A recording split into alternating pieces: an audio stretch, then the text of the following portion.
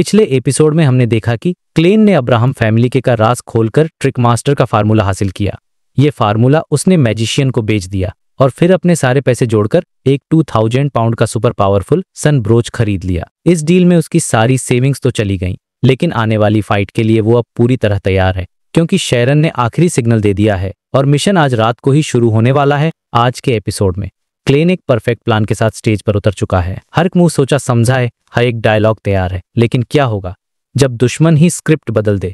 जब plan fail होता है तो सिर्फ इम्प्रोव की चीज काम आती शन। और सबसे बड़ा सवाल, क्या क्लेन का यह आखिरी ट्रिक उसे बचा पाएगा या फिर यह परफॉर्मेंस उसकी जिंदगी का आखिरी शो बन जाएगा? तो भाई पिछले चैप्टर का एक्शन और सस्पेंस अब अपने पीक पर पहुंचने वाला है।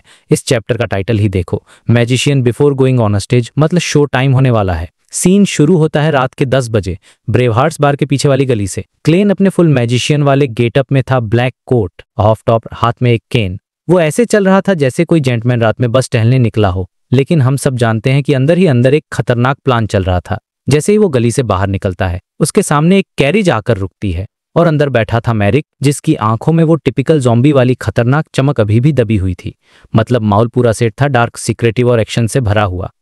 क्लेन बिना कुछ कहे चुपचाप कैरिज में बैठ जाता है और एक जेंटलमैन की तरह अपना बो टाई ठीक करता है। मुझे ये सीन बहुत पसंद आया क्योंकि ये क्लेन का स्टाइल है, बाहर से एकदम शांत लेकिन अंदर से पूरी तैयारी के साथ। लेकिन मैरिक को यह सब ड्रामा पसंद नहीं आया। उसने क्लेन को ऊपर से नीचे देखा और बोला, ये कपड़े लड़ाई के लिए ठीक नहीं है। देखो, मैरिक को अभी भी क्लेन पर पूरा भरोसा नहीं था। वो बस शेरोन की वजह से मान गया था। इस पर क्लेन एक हल्की सी स्माइल देता है और बहुत ही कैजुअली जवाब देता है। वो कहता है, मेरी बियॉन्डर पावर्स तुमसे अलग हैं और लड़ने का स्टाइल भी अलग है। बल्कि ये कपड़े मेरे लिए परफेक्ट, इनमें बहुत सारी पॉकेट्स हैं जिनमें मैं अलग अलग आइटम्स रख सकता हूँ ताकि जल्दी में कोई गलत चीज न उठा लूं और एक छोटी सी गलती से मेरी जान न चली जाए। और ये बोलते बोलते वो अपनी छिपी हुई जेब से 3 सेडेटिव्स निकालता है। ये कोई नॉर्मल दवा नहीं थी, बल्कि एपोथेक्री से बनी हुई स्पेशल दवा थी। मतलब देख रहे हो लड़के का स्वैग। उसने सिर्फ जवाब से मैरिक का मुंह भी बंद कर दिया और अपनी तैयारी भी दिखा दी। यही तो एक मैजिशियन की पहचान है, हर चीज पहले से सोची समझी। जैसे ही क्लेन अपनी बात खत्म करता है, कैरिज की खिड़की पर अचानक फिगड़ायन होती है। ये थी शेरोन अपने ब्लैक रीगल ड्रेस और सॉफ्ट हैट में, एक असली रैत की तरह। वो क्लेन को देखती है और अपनी इथेरियल आवाज में कहती है, तुम बहुत ज्यादा एक्सप्लेन करते हो, नेचुरल नहीं लगता। भाई ये सुनकर तो क्लेन की थोड़ी बेइज्जती हो गई। वो बेचारा तो बस अपने रोल में घुसने की कोशिश कर रहा था और शेरोन ने एक लाइन में उसकी एक्टिंग की धज्जियां उड़ा दी। क्लेन बस सूखा सा हंसकर बोलता है, शायद मैं थोड़ा नर्वस हूं। खैर, बात को आगे बढ़ाते हुए क्लेन वो तीनों सेडेटिव्स मैरिक को दे देता है। मैरिक उन्हें देखकर कहता है कि उसे सिर्फ 2.5 डोज की जरूरत होगी, उससे ज्यादा में वो सच में बेहोश हो जाएगा। अब क्लेन सीरियस मोड में आता है और शेरोन से पूछता है, तुम लोगों ने एम्बुश की जगह डिसाइड कर ली है? शेरोन बस सिर हिलाकर कहती है, हम वहीं जा रहे हैं।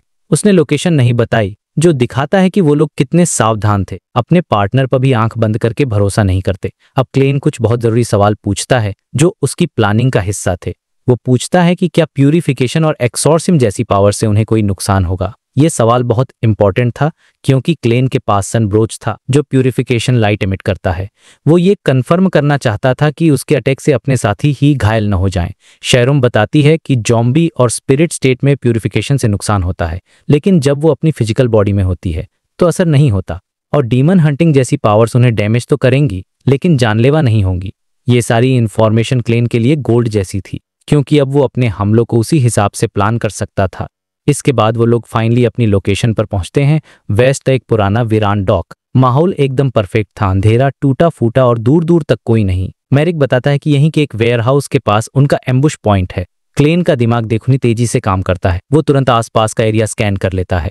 वो सोचता है कि पास में टसॉक रिवर है जो भागने के लिए एक अच्छा रास्ता हो सकता है, और कुछ किलोमीटर दूर स्टीम एंड मशीनरी का एक कैथेड्रल भी है जो इमरजेंसी में बैकअप का काम कर सकता है। मतलब लड़के के पास हमेशा प्लान बी और प्लान सी तैयार रहती है। अब शुरू होती है असली तैयारी, स्टेज सेट करने का काम। मैरिक एक लकड़ी के बक्से की तरफ इशारा करता है और कहता है, ये रहे वो एक्सप्लोसिव्स जो तुमने मांगे थे।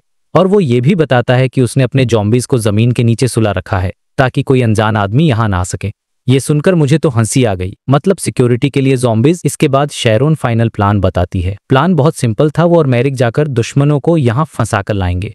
क्लेन को छिपकर इंतजार करना होगा, और जब शेरोन लड़ते लड़ते कमजोर पड़ जाएगी और स्कारलेट लूनर कोरोना अपीयर होगा, तब क्लेन को उस यानी ट्रू सीइंग का इस्तेमाल करके असली दुश्मन रैथ स्टीव पर अचानक हमला करना होगा। शेरोन कहती है, जितना सिंपल प्लान हो उतना ही इफेक्टिव होता है। और सच कहूं तो ये बात बिल्कुल सही है, ज्यादा कॉम्प्लिकेटेड प्लान्स में गड़बड़ होने के चांस भी ज्यादा होते हैं। शेरोन और मैरिक के जाने के बाद क्लेन अपना मैजिक शो शुरू करता है। सबसे पहले वो एक छोटा मेटल बॉक्स निकालता है जिसके ऊपर एक स्पिरिचुअलिटी केस बना हुआ है। ये बेसिकली एक टेम्परेरी इनविजिबल बॉक्स था जिसके अंदर रखी चीज की पावर बाहर लीक नहीं होती। वो सन ब्रोच को इसी में बंद रखता है ताकि उसकी प्यूरिफिकेशन लाइट से दुश्मन पहले ही अलर्ट न हो जाएं। फिर वो अलग अलग जगहों पर एक्सप्लोसिव्स को जमीन में गाड़ देता है। उसने अपनी रिवॉल्वर को भी तैयार कर लिया, 3 प्यूरिफाइंग बुलेट्स और 2 एक्सॉर्सिंग बुलेट्स। अब आता है मैजिशियन का सबसे कूल ट्रिक। क्लेन एक पेपर फिगरीन निकालता है और उसे 2 वेयरहाउस के बीच में फेंक देता है और फिर वो एक स्नैप करता है। वो कागज का टुकड़ा तुरंत क्लेन के हमशक्ल में बदल जाता है। वही कोट, वही हैट, वही केन। ये उसका स्टैंड इन था। एक डिकाय असली क्लेन खुद गायब होकर पास के एक वेयरहाउस की छत पर छिप जाता है जहां से वो अपने हमशल की आंखों से सब कुछ देख सकता था। मतलब फुल ऑन निंजा टेक्निक। सारी तैयारियां हो चुकी थी, स्टेज सेट था और अब बस एक्टर्स के आने का इंतजार था। लेकिन इतने सारे बैटल्स लड़ने के बाद भी क्लेन थोड़ा डरा हुआ और नर्वस था और ये बहुत ही रिलेटेबल फीलिंग है। वो खुद से सोचता है, क्या हर मैजिशियन स्टेज पर जाने से पहले ऐसा ही महसूस करता है? दुश्मन कोई छोटा मोटा नहीं था। एक सीक्वेंस 5, एक सीक्वेंस 6 और एक सीक्वेंस 7 और उनके पास एक मिस्टिकल आइटम रिस्क बहुत बड़ा था। रात का अंधेरा गहरा होता जा रहा था और तभी क्लेन को दूर से 3 फिगर तेजी से आते हुए दिखाई देते हैं। दुश्मन आ चुके थे और यहीं पर यह चैप्टर खत्म हो जाता है। एक परफेक्ट क्लिफहैंगर पर जहां अब बस एक्शन शुरू होने ही वाला है। तो भाई पिछले चैप्टर के बाद सिचुएशन एकदम पीक पर है और ये चैप्टर शुरू होता है एक हाई स्पीड चेस सीन के साथ। ग्रुप में सबसे आगे भाग रहा है मैरिक और उसकी हालत देखकर ही लग रहा है कि वो अपनी जान बचाने के लिए दौड़ रहा है। उसके बाल हवा में उड़ रहे हैं और चेहरे पर डर और गुस्से का एक अजीब सा मिक्स। उसकी स्पीड इतनी तेज थी जैसे कोई स्टीम लोकोमोटिव अपनी फुल स्पीड पर हो, लेकिन इतनी स्पीड के बाद भी वो अपने पीछे वालों से बच नहीं पा रहा था। उसके सबसे करीब जो आदमी था उसका चेहरा भी मैरिक की तरह ही पीला पड़ा हुआ था और उसके फेस पर गहरे धब्बे जैसे कोई घाव ठीक हो रहा हो। उसकी आंखों में नफरत साफ झलक रही थी और उसे देखकर ऐसा लग रहा जैसे वो कोई इंसान नहीं बल्कि एक ज़ॉम्बी है जिसे ताजे मांस की भूख हो। क्लेन जो दूर छिपकर ये सब देख रहा था तुरंत समझ गया कि ये जेसन है, एक सीक्वेंस 6 ज़ॉम्बी। जेसन और मैरिक बीच का डिस्टेंस बस 7-8 मीटर होता, कभी कम होता कभी ज्यादा। मतलब एकदम कांटे की टक्कर चल रही थी और इन दोनों के पीछे लगभग 10 मीटर की दूरी के एक और आदमी था। वो थोड़ा पतला लेकिन मस्कुलर था। उसके बाल बहुत छोटे थे और स्पाइक्स की तरह खड़े थे। जब वो अपने हाथ हिला रहा था तो उसके नाखून और चांद की रोशनी पड़ रही थी और वो किसी मेटल की तरह चमक रहे थे क्योंकि उसके नाखून खंजर जितने लंबे और काले थे। इसे देखते ही क्लेन के मन में उसका नाम आ गया और वेयरवुल्फ टार ये वही बंदा था जिसकी वजह से क्लेन ने एक बहुत ही खौफनाक मर्डर सीन देखा था जहां दीवारें खून से सनी थीं और बॉडी पार्ट्स बिखरे पड़े थे। मतलब ये वेयरवुल्फ कोई छोटा मोटा विलेन नहीं था, ये एक प्योर सेट्स था। खैर वापस चेस पर आते हैं। मैरिक अपनी पूरी ताकत लगाकर भाग रहा था और जेसन भी दांत पीसकर उसका पीछा कर रहा था। इतनी ज्यादा पावर यूज करने की वजह से जेसन के चेहरे पर जो पुराने धब्बे थे वो सूजने लगे जैसे उनमें से कोई सड़ा हुआ लिक्विड बाहर निकलने वाला हो। ये दोनों जहां से भी गुजर रहे थे वहां की गीली मिट्टी पर सफेद पाला जम रहा था और सूखी घास सड़ने लग रही थी। मतलब उनकी ऑरा ही इतनी डेडली थी। तभी अचानक उस जमी हुई मिट्टी से हाथ बाहर निकला और उसने सीधा जेसन का टखना पकड़ लिया। जेसन ने एक झटके में उस हाथ को तोड़कर दूर फेंक दिया। वो हाथ पहले से ही सड़ा हुआ था, उसमें से कीड़े निकल रहे थे। ये मैरिक की चाल थी। उसने जेसन को रोकने के लिए जमीन से एक लाश को उठाया था। मैरिक रुकता है, अपने होठ पर उंगली रखकर एक जोर की सीटी बजाता है और बैंग बैंग बैंग उस पूरे एरिया में जमीन फटने लगती है और उसमें से बिना एक्सप्रेशन वाली लाशें उठकर बैठने लगती हैं। उसी वक्त वहां एक ठंडी हवा का झोंका आता है और अनगिनत ट्रांसपेरेंट साए यानी कि भूत जेसन की लपकते हैं। को ऐसे उन्हें किस दाव की खुशबू गई हो। को उसका हाथ खींच रहा था, कोई पैर और किसी ने तो उसका सिर ही पकड़ लिया था। लेकिन जेसन एक सीक्वेंस 6 था। उसने जोर से एक घुरघुराने की आवाज निकाली और सारे साए चीखते हुए दूर जा गिरे। कुछ तो गायब ही हो गए। अगले ही पल मैरिक और जेसन दोनों एक दूसरे पर अपनी गन की तरह उंगली से निशाना लगाते हैं और उनके बीच की हवा में एक साइलेंट धमाका होता है। मैरिक एक कदम पीछे हट जाता है और उसके कुछ बाल पलक झपकते ही सफेद होकर झड़ जाते हैं। जेसन एक घटिया हंसी हंसते हुए कहता है, मैरिक तुम अभी भी ही कमजोर हो, तुम्हें डिजायर की पावर यूज करनी नहीं आती। ये सुनकर मैरिक का खून खौल जाता है। तभी तक वेयरवुल्फ टायर भी उनके पास पहुंच चुका था। लेकिन इस ऑपरेशन का जो मेन लीडर था, सीक्वेंस 5 का बियॉन्डर स्टीव, वो कहीं नजर नहीं आ रहा था। टायर जेसन के कान में फुफसाता है, मैरिक खत्म करने की इतनी जल्दी मत करो, हम शेरॉन के आने का इंतजार करेंगे। लॉर्ड स्टीव भी बस पहुंचने वाले हैं। मतलब ये पूरा का पूरा एक जाल था जो शेरॉन को फंसाने के लिए बिछाया गया था। और फिर टायर अपनी लाल जीभ निकालकर होठों पर फेरता है और एक बहुत ही गंदा कमेंट करता है, पता नहीं शेरॉन बिना कपड़ों के कैसी दिखेगी। और भाई जैसे ही उसने ये बोला उसे अचानक महसूस हुआ कि जेसन का सिर उसकी तरफ घुमा है और जेसन की आंखों में उसे 2 एक जैसी इमेज दिखी, एक खूबसूरत लड़की की जिसने ब्लैक ड्रेस पहनी थी। रेथ शेरॉन आ चुकी थी और उसने आते ही जेसन को पजेस कर लिया था। अगले ही पल जेसन के दोनों हाथों ने वेयरवुल्फ टायर का गला पकड़ लिया और हड्डियों के टूटने कड़कड़ाहट की आवाज आई। शेरॉन का अटैक इतना तेज और अनएक्सपेक्टेड था कि किसी को संभलने का मौका ही नहीं मिला।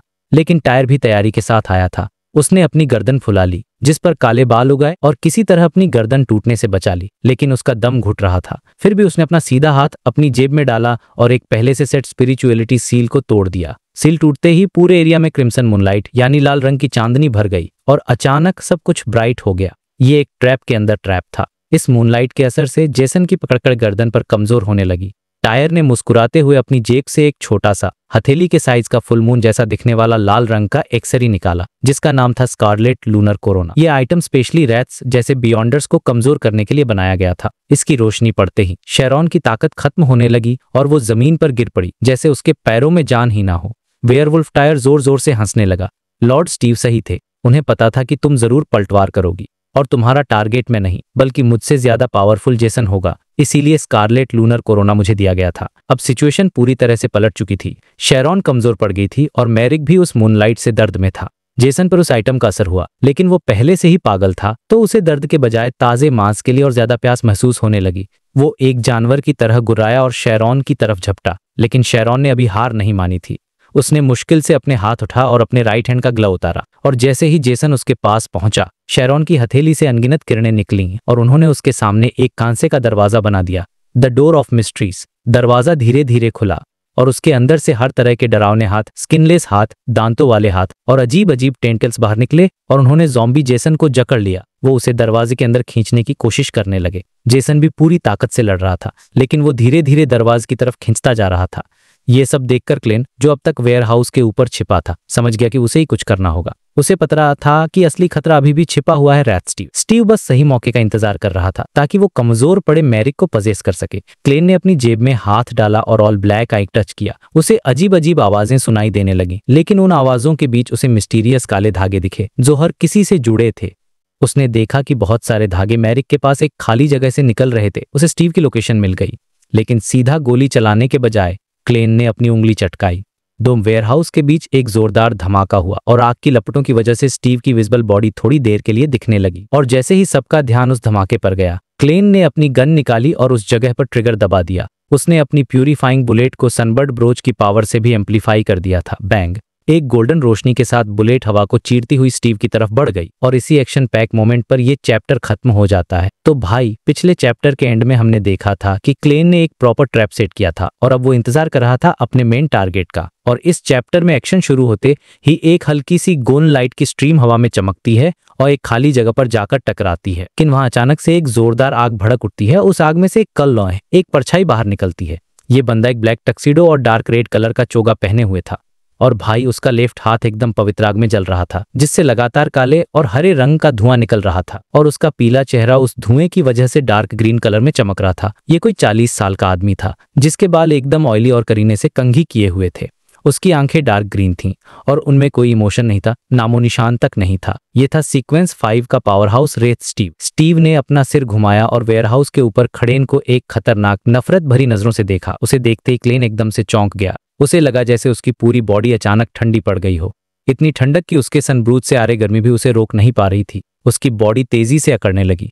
उसकी आंखों में जान नहीं रही और उसकी पुतलियों में बस एक ही इमेज छप गई थी रेथ स्टीव की। ऑलमोस्ट एक ही पल में क्लेन पूरी तरह से स्टीव के कंट्रोल में आ चुका था। उसकी सोचने की शक्ति धीरे धीरे हो रही थी। ये थी एक सीक्वेंस 5 रेथ की एबिलिटी, एक ऐसी अजीब और खतरनाक एबिलिटी जिसे डिफेंड करना लगभग नामुमकिन था। यहाँ पे मुझे लगा कि भाई, गेम तो शुरू होने से पहले ही खत्म हो गया। मतलब बिना एक मुक्का मारे ही क्लेन हार गया। लेकिन शुक्र है अपना हीरो पूरी तरह से तैयार था। उसे पहले से ही पता था कि ऐसा कुछ हो सकता है। उसने अपनी सोचने की शक्ति पूरी तरह खत्म होने से पहले अपनी स्पिरिचुअलिटी को एक्टिवेट किया और उसे अपने डार्क गोल्डन सनबर्ड ब्रूच में डाल दिया।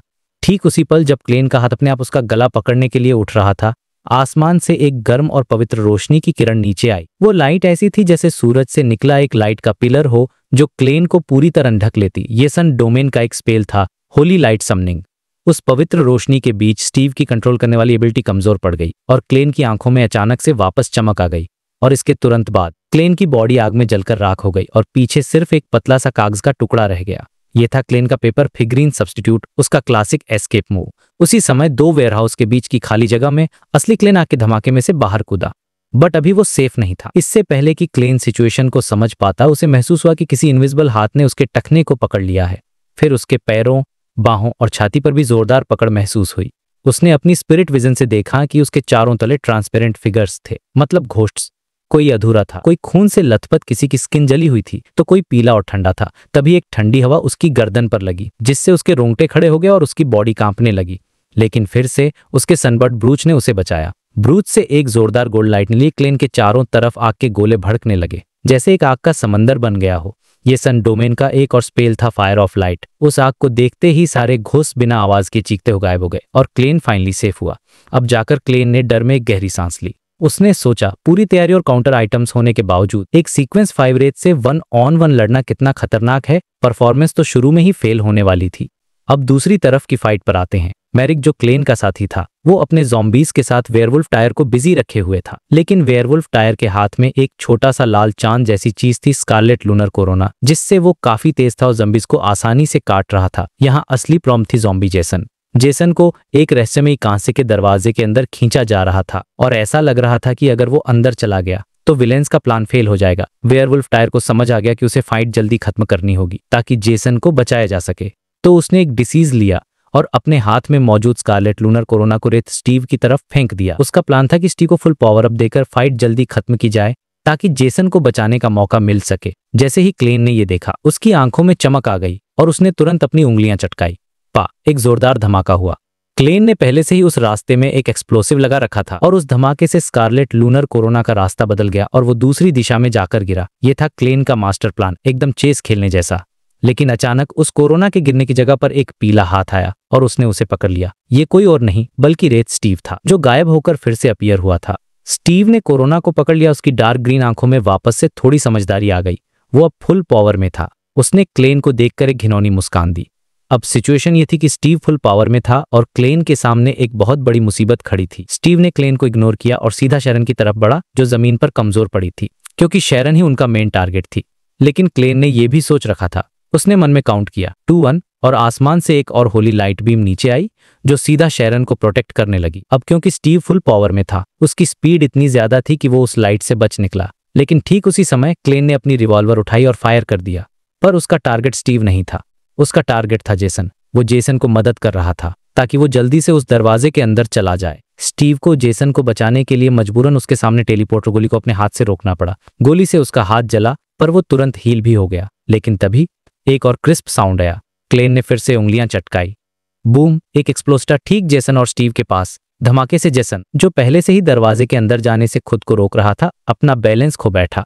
एक दिल दहला देने वाली चीख के साथ वो भयानक हाथ जेसन को पूरी तरह से उस कांसे के दरवाजे अंदर खींच लेते हैं और दरवाजा एक जोरदार आवाज के साथ बंद हो जाता है। जेसन गायब हो चुका था। वेयरहाउस के बीच में एकदम सन्नाटा छा गया। स्टीव की आंखें चौड़ी हो गईं और उसने गुस्से में एक ऐसी चीख मारी जिसका कोई साउंड नहीं था, पर वो एक मेंटल अटैक था। धत्त तेरे किस चीख की आवाज गूंजते ही क्लेन को लगा जैसे किसी ने उसके सिर पर जोर से हथौड़ा मारा हो। उसकी आंखों के सामने खून छा गया, उसकी सुनने की शक्ति भी चली गई। दूसरी तरफ मैरिक और टायर की भी हालत खराब हो गई। यहाँ चैप्टर खत्म होता है और सिचुएशन यह है कि क्लेन ने विलेंस का एक मेन ऑब्जेक्टिव तो फेल कर दिया है, लेकिन अब उसे एक फुल पावर्ड, गुस्से से भरे सीक्वेंस 5 रेत का सामना करना है, और वो भी तब जब वो खुद बुरी तरह से घायल है। अब देखते हैं अगले चैप्टर में क्या होता है। तो भाई, पिछले चैप्टर का सीन कंटिन्यू होता है, जहां व्रेथ स्टीव की जोरदार चीख से सब लोग कमजोर पड़ जाते हैं। यहां तक कि मिस शेरॉन भी दर्द में थी, लेकिन फिर भी उन्होंने बड़ी मुश्किल से अपनी मुट्ठी बंद की, और जैसे ही उन्होंने ऐसा किया, वो रहस्यमयी ब्रॉन्ज दरवाजा गायब हो गया। क्लेन को समझ आ गया था कि सिचुएशन हाथ से निकल रही है। उसने ना सिरदर्द बर्दाश्त करते हुए फौरन आग की लपटों में छलांग लगा दी, मतलब फ्लेम जंप यूज किया। उसकी बॉडी एक जगह से गायब हुई और दूसरी जगह एक और धमाके के साथ वापस आ गई। लेकिन जैसे ही वो पलटकर हमला करने के लिए तैयार हुआ, उसने देखा कि स्टीव उसका पीछा ही नहीं कर रहा। वो बस वहीं खड़ा था, जैसे किसी चीज का इंतजार कर रहा हो। और भाई, यहीं से गेम पलटना शुरू होता है। अचानक क्लेन को बेचैनी होने लगी, उसका सिर घूमने लगा और पेट में दर्द होने लगा। वो तेजी से कमजोर हो रहा था, पर उसे समझ नहीं आ रहा था कि क्यों। दूसरी तरफ मैरिक, जो अभी अभी उस चीख से रिकवर हुआ था, वो भी अजीब हरकतें करने लगा। अपने शरीर को पागलों की तरह खरोच रहा था, जैसे उसे कोई अनकंट्रोलेबल खुजली हो रही हो। उसने अपने कपड़े फाड़ दिए और अपने लंबे नाखूनों से शरीर पर सफेद लकीरें बना ली। और मिस शेरॉन तो जमीन पर गिर पड़ी और दोबारा खड़ी भी नहीं हो पाई। उनकी नीली आंखों से फोकस ही चला गया था। और फिर उन्होंने धीरे से कहा, पॉइजन। स्टीव दूर खड़ा उन्हें देख रहा था और ऐसा लग रहा था कि वो शेरॉन के इस ब्रॉन्ज डोर वाले अटैक से थोड़ा डरा हुआ है, इसीलिए वो सीधे हमला नहीं कर रहा था। उसके एक हाथ में स्कारलेट लूनर कोरोना था जो एक लाल चांद की तरह चमक रहा था, और दूसरे हाथ से उसने अपनी जेब से एक भूरे रंग की कांच की बोतल निकाली और फिर वो बड़े घमंड से बोला, इसे कहते हैं बायोलॉजिकल पॉइजन बॉटल। ये रैंडमली अलग अलग तरह के जहर बना सकती, बस इसे खोल दो और जहर आसपास फैलना शुरू हो जाता है। उसने आगे बताया कि 1 मिनट के इसका असर दिखने लगता है और 4 मिनट के अंदर अगर तुम इस जहरीले मॉल से बाहर नहीं निकले तो मौत पक्की है। फिर वो शेरॉन पर तंज कसता है, वैसे तो तुम एक स्पिरिट बॉडी हो, तुम पर जहर का असर नहीं होना चाहिए था, पर अफसोस यहाँ स्कारलेट लूनर कोरोना है जो तुम्हें अपनी स्टेट बदलने ही नहीं देगा। मतलब वो पूरा टाइम दे रहा था कि जहर अपना काम करे और सब लोग पूरी तरह बेबस हो जाएं। ये विलेन का क्लासिक मूव होता है, अपनी पावर दिखाकर सामने वाले को मेंटली तोड़ना। लेकिन इस बीच टीम का वेयरवुल्फ टायर, जो कोरोना के असर से पहले ही पागल हो चुका था, उसने मैरिक पर हमला कर दिया। क्लैंग क्लैंग की आवाजें आने लपर और गैरिक की बॉडी पर गहरे जख्म बनने लगे। इस पूरे क्याओस के बीच क्लेन ने अपने माथे को पकड़ा, उसे भी गर्मी महसूस हो रही थी, पर जहर का असर उतना बुरा नहीं था जितना स्टीव ने बताया था। और तभी उसे रियलाइज हुआ, अरे हाँ, उसके पास तो सनब्रोच है। सनब्रोच लगातार प्यूरिफिकेशन इफेक्ट दे रहा था जो जहर के असर को कम कर रहा था। और ये समझते ही क्लेन के चेहरे पर एक स्माइल आ गई। उसने स्टीव को ताना मारते हुए कहा, तो तुम इंतजार कर रहे हो कि हम जहर से कमजोर हो जाएं और फिर तुम हमला करोगे?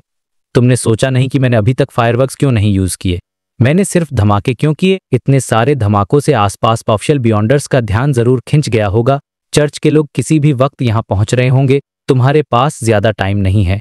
अब ये क्लेन का एक प्योर ब्लफ को लॉजिकल दांव। स्टीव ने क्लेन की तरफ देखा और हंसने लगा, अरे मैं तो भूल ही गया था कि यहाँ एक कीड़ा भी है। चिंता मत करो, चर्च के लोगों के आने से पहले तुम मर चुके होगे। और इससे पहले कि स्टीव अपनी बात पूरी करता, क्लेन ने अपनी रिवॉल्वर उठाई और एक प्यूरिफाइंग बुलेट फायर कर दी। स्टीव बड़ी आसानी से उस गोली से बच गया। उसने कुछ ही पलों में कई मीटर की दूरी तय कर ली, लेकिन क्लेन की गोली का टारगेट स्टीव था ही नहीं। गोली सीधे जमीन के बीच में जाकर लगी और एक जोरदार धमाका हुआ। और भाई, इसके बाद जो हुआ वो स्टीव ने सपने में भी नहीं सोचा होगा। एक स्पिरिचुअल हवा का झोंका आया और स्टीव के कंट्रोल में मौजूद सारे ज़ॉम्बीज और शैडोज अचानक रुक गए। और फिर एक ही पल में वो सब के सब पागलों की तरह जगह की ओर भागे जहां गोली लगी थी, जैसे भूखे कुत्तों के खाना फेंक दिया हो। स्टीव, जो क्लेन को आसानी से मारने का प्लान बना रहा था, ये देखकर हैरान रह गया। उसे समझ ही नहीं आ रहा था कि ऐसा क्या हुआ कि उसके कंट्रोल किए हुए ज़ॉम्बीज उसके कमांड को ही नहीं मान रहे। ये उसके साथ पहली बार हुआ था। इसी मौके का फायदा उठाकर क्लेन ने कुछ और बॉम्ब फोड़े और आग की लपटों के बीच से छलांग वहां से भागने लगा। स्टीव चिल्लाया, भागना चाहते हो? लेकिन तभी उसने देखा कि ज़ॉम्बीज और शैडोज ने जमीन खोदकर एक मेटल का बॉक्स निकाला है और उसके अंदर रखी चीज के लिए लड़ रहे हैं। स्टीव को समझ आया, तो ये चीज मेरा ध्यान भटकाने के लिए थी ताकि वो भाग सके। हम इसे अभी भी एक वृत्त की ताकत का अंदाजा नहीं है। उसने क्लेन का पीछा करना छोड़ा, अपनी जहर की बोतल वापस रखी और अपनी पावर यूज करके सीधे उस शैडो के पीछे पहुंच गया जिसने बॉक्स से आइटम निकाला था। स्टीव की आंखों से हरी रोशनी निकली। अब वो शैडो बिना आवाज किए गायब हो गया और उसके हाथ से वो चीज नीचे गिर गई। बाकी ज़ॉम्बीज़र शैडोज फिर से उस चीज के लिए लड़ने लगे। स्टीव अब और भी हैरान था कि आखिर वो क्या चीज है जिसके लिए उसके अंडर कंट्रोल ज़ॉम्बीज इतने पागल हो रहे हैं। वो आगे बढ़ा और उसने उस चीज को अपने बाएं हाथ में उठा लिया। वो एक डार्क गोल्ड कलर का कीरिंग था जिस पर एक पुरानी तांबे की सीटी और एक सिंपल सी चाबी लटकी हुई थी। और ये थी स्टीव की जिंदगी की सबसे बड़ी गलती। उसके दाएं हाथ में स्कारलेट लूनर कोरोना था और बाएं हाथ में इजिक का कॉपर व्हिसल और मास्टर की। जैसे ही ये दोनों आइटम एक दूसरे के करीब आए, स्टीव के दिमाग में एक बहुत ही भयानक और अजीब आवाज गूंजने लगी। स्टीव दर्द से चिल्लाया और हवा से नीचे जमीन पर गिर गया। उसके दोनों हाथों से स्कारलेट लूनर कोरोना और कीरिंग दोनों ही छिटक कर दूर जा गिरे। वो जमीन पर तड़पने लगा। उसकी बॉडी अजीब तरह से बदलने लगी। उसके शरीर से बच्चों जैसे छोटे हाथ उगने गए और अंदर से गंदा पीला लिक्विड बहने लगा। वो एक मॉन्स्टर में बदल रहा था। और ठीक इसी पल एक और आग की लपट जली और क्लेन जो भाग गया था वापस आ गया। वो सीधे उस रास्ते पर अपीयर हुआ जहां स्कारलेट लूनर कोरोना गिरने वाला था। उसने उस आइटम को पकड़ा नहीं, बल्कि हल्के से उसे धक्का देकर उसकी डायरेक्शन बदल दी और उसे सीधे कमजोर पड़ी मिस शेरॉन की तरफ भेज दिया। ये एक परफेक्ट प्लान था, एक pro gamer move. Scarlet Lunar Corona Sharon के ऊपर गिरा और गिरते ही शेरॉन की बॉडी तो इनकॉर्पोरियल यानी एक स्पिरिट फॉर्म में बदल गई। उसकी आंखों में वापस चमक आ गई। कोरोना ने उसे फुल मून के असर से इम्यून कर दिया था और स्पिरिट बॉडी होने के नाते उस पर जहर का भी कोई असर नहीं था। मिस शेरॉन वापस फुल पावर में आ चुकी थी। दूसरी तरफ क्लेन ने बचे हुए और शैडोज की तरफ देखा जो अभी भी उस कीरिंग के लिए लड़ रहे थे। उसने अपना बायां हाथ उठाया, उसके सीने पर लगासन ब्रुतोज चमका और आसमान से एक पवित्र रोशनी किरण सीधे उन ज़ॉम्बीज पर गिरी। जैसे दिन निकल आया हो, सारे शैडोज पिघल गए और ज़ॉम्बीज मोमबत्तियों की तरह जलकर राख हो गई। जब रोशनी खन तो वहां सिर्फ एजिक का व्हिसल और मास्टर की पड़े थे। उसी समय शेरॉन अपनी मिरर हॉपिंग एबिलिटी का इस्तेमाल करके सीधे उस मॉन्स्टर में बदलते हुए स्टीव के पास पहुंची। उसने अपना हाथ स्टीव की तरफ किया और अपनी हथेली खोल दी। अनगिनत रोशनी की किरणें निकलीं और आपस में रहस्यमयी ब्रॉन्ज दरवाजा फिर से बन गया। क्रिक, एक भयानक आवाज के साथ दरवाजा थोड़ा सा खुला और अंदर से चीखने, रोने और चिल्लाने की आवाजें आने लगीं। बिना स्किन वाले और दांतों से भरे हाथ बाहर निकले और उन्होंने स्टीव को पकड़ना शुरू कर दिया। स्टीव फिर से चिल्लाया, पर वो दरवाजे की खींच का विरोध नहीं कर पा रहा था। ठीक उसी पल क्लेन ने अपनी रिवॉल्वर उठाई और स्टीव पर निशाना साधा। उसने शांति से ट्रिगर दबाया। बैंग! सन ब्रोच चमक के साथ 2 गोलियां सीधे स्टीव के सिर पर लगीं।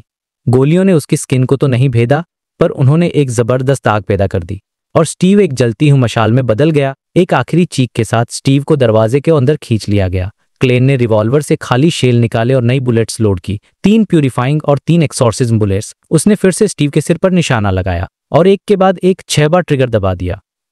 Bang bang bang! तो भाई, फाइट फाइनली अपने क्लाइमेक्स पर पहुंच चुकी है। क्लेन, शेरॉन और मैरिक ने स्टीव को घेर रखा है और अब हो रहा है फाइनल शोडाउन। एक के बाद एक क्लेन ने अपनी गन की सारी बुलेट स्टीव के सिर में उतार दी और ये कोई नॉर्मल बुलेट्स नहीं थीं। इनमें क्लीव ऑफ प्यूरिफिकेशन की गोल्डन और होली एनर्जी भरी हुई थी। और भाई, क्लेन की मार्क्समैनशिप यहाँ पे नेक्स्ट लेवल थी, क्योंकि उसकी सारी की सारी गोलियां स्टीव के सिर पर एक ही जगह जाकर लगीं, ठीक उसी स्पॉट पर जहां पहले भी चोट लगी थी। जैसे कोई लाइट का जाइंट अपने मुक्कों से बार बार एक ही जगह मार रहा हो। धमाकों की आवाज के साथ स्टीव, जो पहले से ही अजीबोगरीब हाथों और डार्क ग्रीन बेलों में फंसा हुआ था, वो अटैक से बच नहीं पाया। उस सिर बार बार एक तरफ मुड़ रहा था और उसकी पूरी बॉडी कांप रही थी। उसकी गाल की हड्डी अंदर धंस गई और टूटी हुई सफेद हड्डी बाहर दिखने लगी। और फिर बैंग! आखिरी गोली ने उसके सिर में एक छेद कर दिया और गहरे लाल रंग का खून बाहर बहने लगा। इस ओपनिंग से गोल्ड और होली आग की लपटें उसके अंदर घुसने लगीं और उसकी बॉडी को अंदर से जलाने लगीं। उस होली लाइट में स्टीव के कपड़ों में आग लग गई और उसकी बॉडी जलकर काली पड़ने लगी, जैसे किसी ने उसे भून दिया हो। लेकिन इतना सब होने के बाद भी स्टीव जिंदा था। मतलब सीरियसली, म्यूटेंट पाथवे के सीक्वेंस 5 पावर हाउस की सर्वाइबिलिटी सच में कमाल की थी, मैरियोनेटिस्ट रोसागो से कहीं ज्यादा। लेकिन अब वो इतना जख्मी हो चुका कि वो उन अजीब हाथों का मुकाबला नहीं कर पा रहा था। उसके पैर अपने आप उस ब्रॉन्ज दरवाजे की तरफ बढ़ने लगे, उस अंधेरे क्रैक की तरफ जहां अनगिनत आंखें उसका इंतजार करी थीं। ठीक इसी मोमेंट पर शेरॉन ने अपनी दाई मुट्ठी जोर से भींच ली। उसके माथे पर पसीना आ गया था। अचानक वो ब्रॉन्ज दरवाजा गायब होने लगा, क्योंकि उसकी पावर का सोर्स कट गया था। दरवाजा हिलने लगा और स्टीव के अंदर घुसने से ठीक पहले उसने अपने सारे हाथ वापस खींच लिए और दरवाज बंद हो गया। दरवाज बंद हुआ, ट्रांसपेरेंट हुआ और फिर पूरी तरह गायब हो गया। स्टीव की जली हुई, काली और सिकुड़ी हुई बॉडी वहीं पर जम गई, जैसे कोई पुरानी मम्मी हो जिसे जलाया गया हो। अब शेरॉन, जिसके ऊपर स्कारलेटनर कोरोना एक्टिव था, उसकी बॉडी ट्रांसपेरेंट होने लगी। वो एक कदम आगे बढ़ी और स्टीव की बॉडी के साथ ओवरलैप हो गई, मतलब उसने उसे पजेस कर लिया। क्लेन की स्पिरिट विजन से शेरॉन गायब हो गई। लेकिन उसी पल स्टीव की जली हुई बॉडी ने अब दोनों मुक्के उठाए और जोर से अपने ही जख्मी सिर पर दे मारे। बैम! उसका सिर एक सड़े हुए टमाटर की तरफ फट गया और अंदर से मिल्की व्हाइट चीजें बाहर निकलकर जमीन पर बिखर गईं। इसी के साथ एक ट्रांसलूसेंट फिगर भी बॉडी से बाहर निकला, जो धीरे धीरे फैलकर एक बड़े से जेलीफिश जैसा दिखने लगा। उसके अंदर सपनों जैसा लिक्विड भरा था और एक जोड़ी डरावनी पीली आंखें बन रही थीं। ये स्टीव की असली स्पिरिट फॉर्म थी और शेरॉन को उसकी बॉडी से बाहर निकलना पड़ा। शेरॉन ने तुरंत अपना बायात आगे बढ़ाया और एक खामोश चीख निकाली। जमीन अचानक काली हो गई, जैसे वो कीचड़ वाला गहरा समुद्र बन गई हो। उसमें से खून जैसी लाल मुड़ी हुई बेलें बाहर निकली, जिनके ऊपर नुकीले दांत और एक एक आंख बनी हुई थी। ये बेलें तेजी से ऊपर बढ़ीं और उस जेलीफिश जैसे फैंटम को जकड़ लिया। उसके अंदर का सारा लिक्विड लालच से चूसने लगी। फैंटम तुरंत खत्म हो गया और वो खूनी बेलें वापस जमीन में चली गईं। लेकिन इस सब में जो थोड़ा सा टाइम लगा, उसका फायदा उठाकर स्टीव की बिना सिर वाली जली हुई बॉडी भागने लगी। अब सोचो सीन कितना क्रेजी हो गया था। सिर नहीं है, स्पिरिट खत्म हो चुकी है, फिर भी बॉडी भाग रही है। स्टीव कुछ ही कदम भागा होगा कि एक शांत आवाज आई। चट क्लेन ने, जो ब्लैक कोट और हैट में खड़ा था, उसकी तरफ देखकर अपनी उंगलियां चटकाई। बूम! स्टीव के पैरों के नीचे की जमीन में जोरदार धमाका हुआ और आग की लाल लपटें आसमान की तरफ उठीं। ये आग ऊपर पहुंची और फिर नीचे की तरफ ऐसे बिखरी जैसे कोई खूबसूरत बाइशबाजी हो, और इसी के बीच स्टीव की बॉडी के टुकड़े टुकड़े हो गए। उसके जले हुए हाथ, पैर, खून सब कुछ हवा में बिखर गया। उसकी एक उंगली लुढ़क कर क्लेन के पैरों के पास आ गिरी और उसकी बायोलॉजिकल पॉइजन बॉटल दूसरी तरफ जा गिरी। बॉडी के बचे खुचे टुकड़े कुछ देर तक हिलर फिर हमेशा के लिए शांत हो गए। फाइनली स्टीव मर चुका था। इस शानदार फायरवर्क्स वाले सीन के बीच क्लेन को महसूस हुआ कि उसकी स्पिरिचुअलिटी और ज्यादा एक्टिव हो गई है और उसकी पावर्स अब उसके साथ और भी ज्यादा सिंक हो गई हैं। इस फीलिंग के साथ उसने अपनी रिवॉल्वर बाएं हाथ में ली, दाएं हाथ से सिलखेट उतारा, उसे अपनी छाती से लगाया और शेरॉन की तरफ हल्का सा झुका, जैसे थैंक यू बोल रहा हो। इसके बाद शेरॉन ने दूसरे एनिमी वेयरवुल्फ टायर को संभाला शेरॉन की बॉडी गायब हुई और टायर की आंखों में उसकी इमेज दिखी। उसने टायर को भी पजेस कर लिया था। टायर अपनी जगह पर अकड़ गया। उसने बहुत मुश्किल से अपने हाथ उठाए और उन्हें अपने सिर पर रखा। कचाक, उसने जोर से अपना सिर घुमाया और फिर खच, उसने अपना सिर खींचकर अपनी बॉडी से अलग कर दिया। बिना एक भी चीख के उसने अपना सिर अपने ही हाथों में पकड़ लिया और उसकी बिना सिर वाली बॉडी सीधी खड़ी रही। इसके बाद शेरॉन ने कुछ किया जिससे टायर की बॉडी और सिर से डार्क ग्रीन लाइट के पार्टिकल्स निकले और उसके एक नुकीले दांत पर जमा हो गए। ये उसका बियॉन्डर कैरेक्टरिस्टिक था। क्लेन ये देखकर समझ गया कि शेरॉन किसी कैरेक्टरिस्टिक को निकालने का प्रोसेस तेज कर सकती है, पर इसके लिए उसे टारगेट को पजेस करके मारना पड़ता है। अब क्लेन अपना काम करने लगा। उसने जमीन पर गिरे गोलियों के खाली शेल्स उठाए और उन्हें एक मेटल बॉक्स में डालने लगा। वो नहीं चाहता था कि बाद में आने वाले इन्वेस्टिगेटर्स इन शेल्स से आर्टिसन को और फिर उसे ट्रैक कर लें। इसके बाद जो हो वो काफी फनी और कूल था। शेरॉन अचानक बायोलॉजिकल पॉइजन बॉटल के पास अपीयर हुई, उसे उठाया और क्लेन की तरफ फेंक दिया, साथ में टायर का वो नुकीला दांत भी। मतलब टाइम बचाने के लिए वो क्लेन की लूट कलेक्ट करने में मदद कर रही थी। क्लेन ने तुरंत एक कागज निकालकर उन दोनों आइटम्स को पकड़ा, डायरेक्ट नहीं किया। उसने देखा कि शेरॉन की ड्रेस थोड़ी मैली हो गई थी और उसके बाल बिखरे हुए थे, जिससे वो ज्यादा इंसान जैसी लग रही थी। क्लेन ने जल्दी से दोनों आइटम्स को एक छोटे मेटल बॉक्स में डालकर सील कर दिया ताकि उनका असर बाहर न फैले।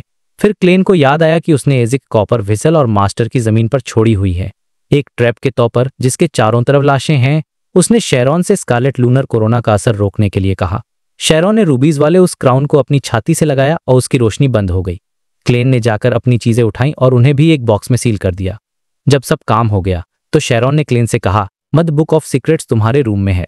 मतलब क्लेन को उसका रिवॉर्ड मिल गया था। क्लेन ने स्माइल करके थैंक यू कहा और बोला कि अब ऑफिशियल बियॉन्डे भी आ सकते हैं, हमें निकलना होगा। शेरॉन ने पूछा, कोई मदद चाहिए? क्लेन ने हंसकर जवाब दिया, नहीं, मेरे पास अभी भी बहुत सारी आतिशबाजी बची है। और ये कहते ही उसने अपनी उंगलियां चटकाईं। बूम बूम, बचे हुए सारे एक्सप्लोसिव्स एक एक करके फटने लगे और आसमान में एक खूबसूरत फायरवर्क्स का सीन बनी है। शेरॉन एक सेकंड के लिए उस सीन को देखने लगी और जब उसने वापस देखा तो क्लेन वहां नहीं था। वो आग की लपटों का इस्तेमाल के वहां से निकल चुका था। रास्ते में उसने अपना मेकर हटाया, अपनी छड़ी उठाई और एक नॉर्मल इंसान की तरह सड़क पर चलने लगा। और आखिर में वो एक कैथेड्रल में जाकर शांति से एक मिनट जैसे कुछ हुआ ही न हो। सच में इस लड़के का स्टाइल ही अलग है। तो पिछले चैप्टर में हुई खतरनाक फाइट के बाद क्लेन आधा घंटा कैथेड्रल में एकदम चुपचाप बैठा रहता है, शायद पूरे इंसिडेंट को प्रोसेस कर रहा था या बस अपनी एनर्जी रीगेन कर रहा था। फिर वो उठता है, अपनी केन ओता हैट पहनता है और वहां से निकल जाता है। रात के अंधेरे में वो एक रेंटल कैरिज लेकर वापस मिस्क स्ट्रीट पर अपने घर पहुंचता है।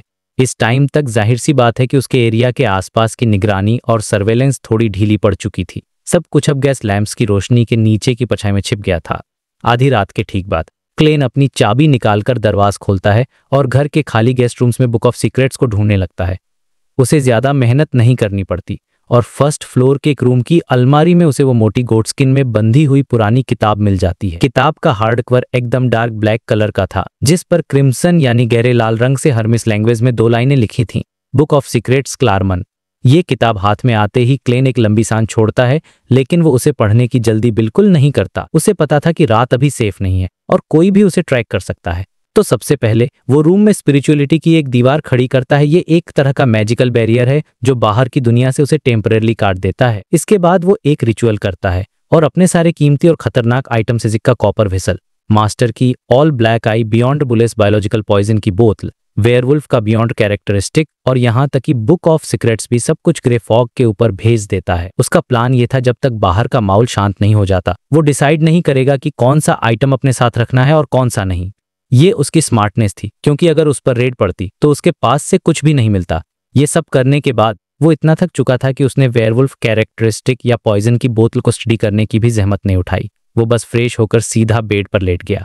इसके पीछे 2 मेन रीजन थे। पहला, किताब पढ़ना बहुत टाइम कंज्यूमिंग काम था और इस अनसेफ रात में अगर वो पढ़ते पढ़ते सो गया तो उसकी रियल वर्ल्ड बॉडी मुसीबत में पड़ सकती थी। दूसरा, क्लेन को अपनी करंट कमजोरी का एहसास था। उसकी स्पिरिचुअलिटी जिस स्पीड से बढ़ रही थी वो उसकी बढ़ती हुई बियॉन्डर पावर्स और मिस्टिकल आइटम्स को संभालने के लिए काफी नहीं थी। इतनी खतरनाक लड़ाई के बाद उसकी स्पिरिचुअलिटी लगभग खत्म हो चुकी थी। सर दर्द कर रहा था और उसे नींद आ रही थी।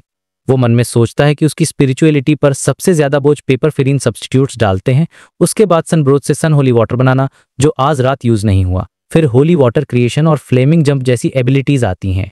क्लेन जम्हाई लेता है और फिर कॉजिटेशन यूज करके अपने दिमाग को शांत करता है ताकि वो सो सके और 10 सेकंड से भी कम टाइम में वो सपनों की दुनिया में चला जाता है। अब सीन शिफ्ट होता है और हम पहुंचते उसी पुरानी वेयरहाउस वाली जगह पर जहां फाइट हुई थी। मशीनरी हाइव माइंड की टीम्स आ जा रही थी और अब इस इंसिडेंट की इन्वेस्टिगेशन का इंचार्ज एक टीम कैप्टन से बढ़कर डीकन रैंक का एक्सपर्ट बन चुका था। इस डीकन का नाम था इकांसिर बर्नार्ड और उसके ब्राउन बाल इतने बिखरे हुए और जिद्दी थे कि हैट पहनने पर भी चहीपते। इसी वजह से मशीनरी हाइव माइंड के कई मेंबर्स मजाक में कहते थे कि डीकन शायद अपने बालों को स्टाइल करने के लिए बम का इस्तेमाल करते हैं। इस वक्त इकांसिर, जिसके फेशियल फीचर्स काफी शार्प थे, अपने हाथ में एक सिल्वर मिरर पकड़े हुए था जिस पर पुराने पैटर्न्स बने थे।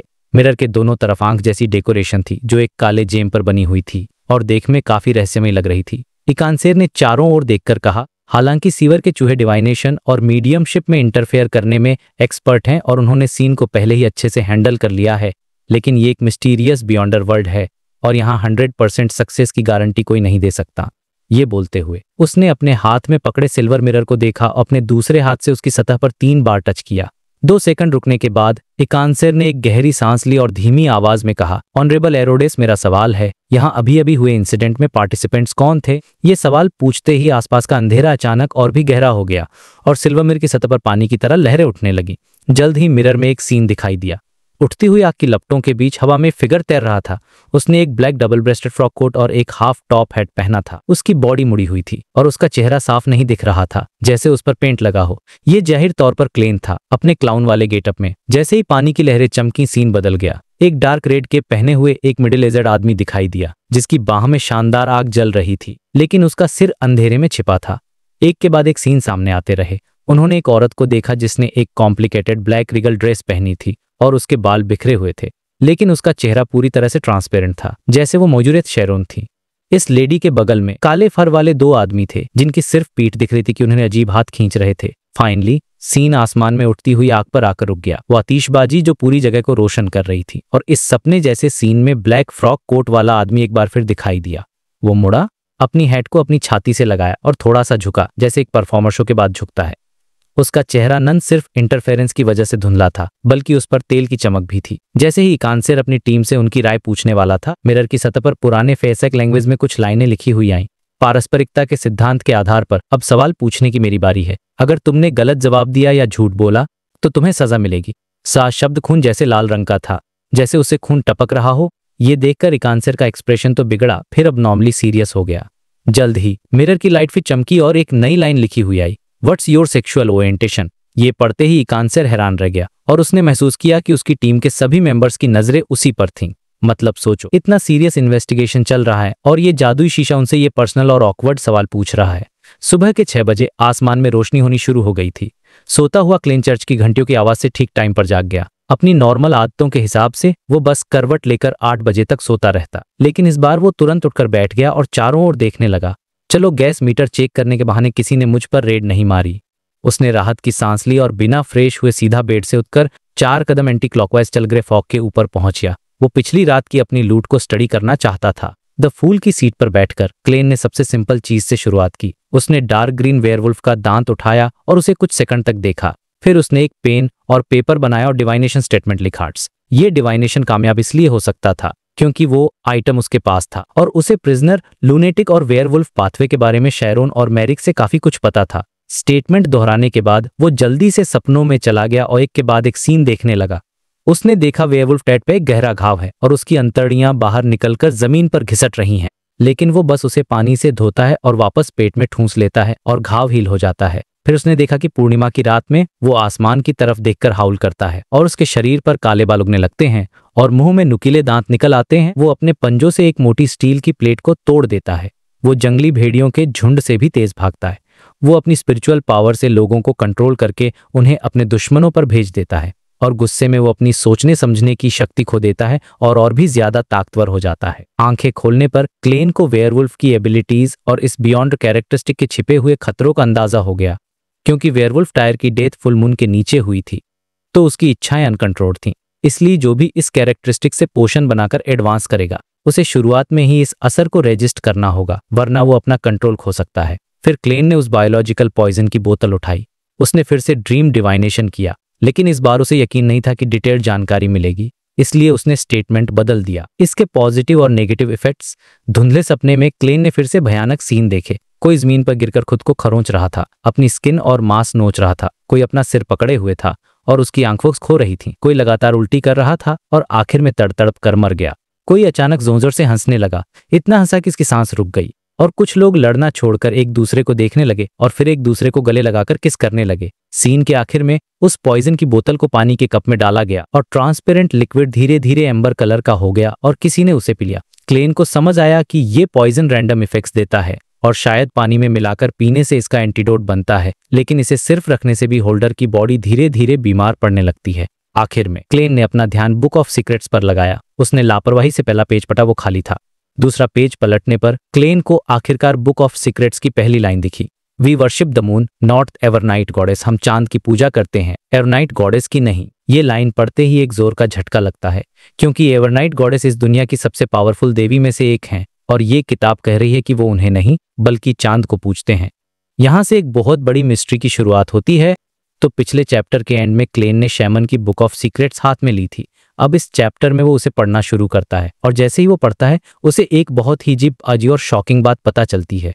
बुक में लिखा था कि वो मून यानी कि चांद की पूजा करते थे, लेकिन एवरनाइट गॉडेस की नहीं। और ये सुनते ही क्लेन का दिमाग घूम जाता है, क्योंकि ऐसी ही सेम बात उसने नॉर्दर्न कॉन्टिनेंट के लाइफ स्कूल ऑफ थॉट के बारे में भी सुनी थी। अब आप सोचो, ये दो अलग अलग कॉन्टिनेंट्स हैं, नॉर्दर्न और सदर्न, जिनके बीच में उस जमाने में कोई कनेक्शन ही नहीं था, क्योंकि बीच में था बरसक सी जिसे पार करना नामुमकिन था। तो सवाल ये था कि दो पूरी तरह से अलग थलग जगहों पर लगभग एक ही टाइम में एक जैसा बिलीफ सिस्टम कैसे डेवलप हो गया। ये कोई छोटा मोटा कोइंसिडेंस नहीं था, इस पीछे कोई बहुत बड़ा सीक्रेट छुपा हुआ था। तो क्लेन अपनी थ्योरीज लगाना शुरू करता है। पहला थॉट उसके मन में आता है कि क्या कोई नया गॉड पैदा हो गया था जिसने गॉडेस से मून की अथॉरिटी छीन ली, लेकिन ये उसे लॉजिकल नहीं लगा, क्योंकि इतना पावरफुल गॉड इतना अनजान और गुमनाम नहीं हो सकता था। फिर उसके दिमाग में एक और ज्यादा सॉलिड थ्योरी आती है कि शायद एवरनाइट गॉडेस से भी पहले कोई बहुत पुराना ओरिजिनल मून गॉड एग्जिस्ट करता था और उसके फॉलोअर्स फोर्थ इपोक या शायद उससे भी पहले से सर्वाइव करते आ रहे थे और बाद में दो अलग अलग ग्रुप्स में बंट गए, एक शैमन किंग वाला और दूसरा लाइफ स्कूल ऑफ थॉट वाला। और भाई ये थ्योरी सुनकर ना मेरे तो गूज़बम्स आ गए। मतलब स्टोरी का स्केल ही एकदम बदल जाता है। हम अभी तक सिर्फ 7 गॉड्स के बारे में जानते थे और अब एक प्रिमोडियल यानी कि एक प्राचीन और फॉरगॉटन गॉड की बात हो रही है। उस बुक में उस प्रिमोडियल मून का एक ऑनरिफिक नेम भी लिखा था, जो था एकमात्र रेड मून, जीवन और सुंदरता का सिंबल, सभी स्पिरिचुअल फोर्सेज की मां। क्लेन को तुरंत समझ आया कि ये एक तरह का स्पिरिचुअल लूप होल है। मतलब आप जब इस नाम को यूज करके कोई रिचुअल करते हो तो आपकी प्रेयर एवरनाइट गॉडेस के पास नहीं बल्कि सीधे उस ओरिजिनल सोर्स के पास जाती है। ये जानकर क्लेन हैरान भी था और थोड़ा डरा हुआ भी, क्योंकि वो एक अनजाने और शायद बहुत खतरनाक एग्जिस्टेंस के बारे में जान गया था।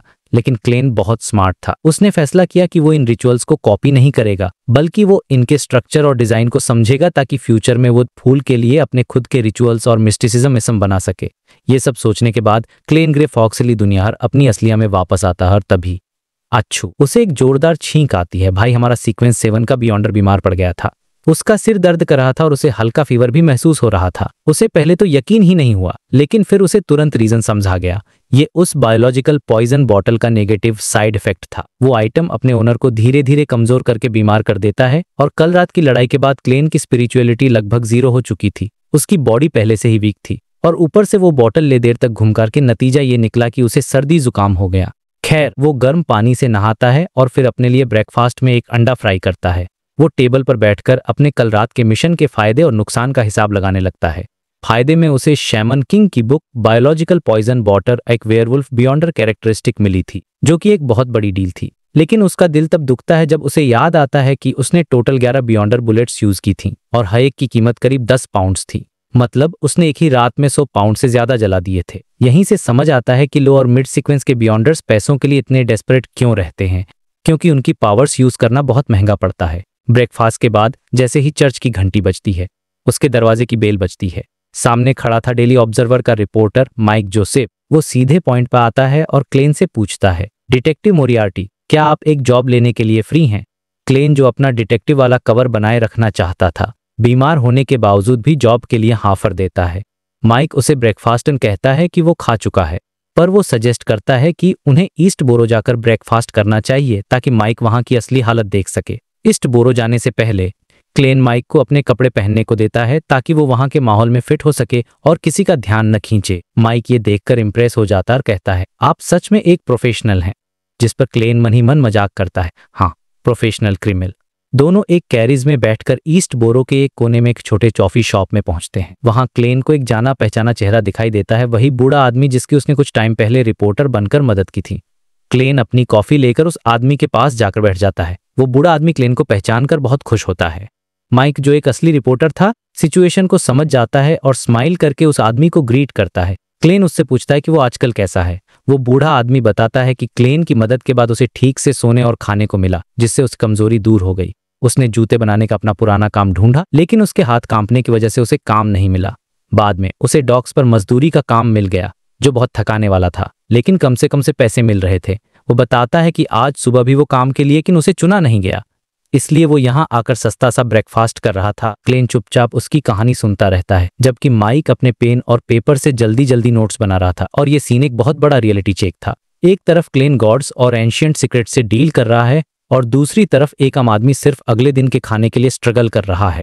ये कॉन्ट्रास्ट ही इस दुनिया की असलियत को दिखाता है। तो भाई, पिछले चैप्टर से कहानी को आगे बढ़ाते हैं। इस बार क्लेन और रिपोर्टर माइक बैकलैंड के सबसे गरीब और डार्क एरिया यानी ईस्ट बोरो में है, वहां की सच्चाई जानने के लिए। सिचुएशन ये थी कि वो एक काफी गंदे से कॉफी शॉप में बैठे थे और उनके साथ एक बूढ़ा आदमी था। पहले एक ट्रम्प यानी बेघर था। उस बूढ़े आदमी ने चाय की एक सिपली और एक अजीब सी स्माइल के साथ कहा, सच कहूं तो मेरी आज की हालत पहले से बहुत बेहतर है, और यहाँ के कई लोगों से तो कई गुना ज्यादा अच्छी है।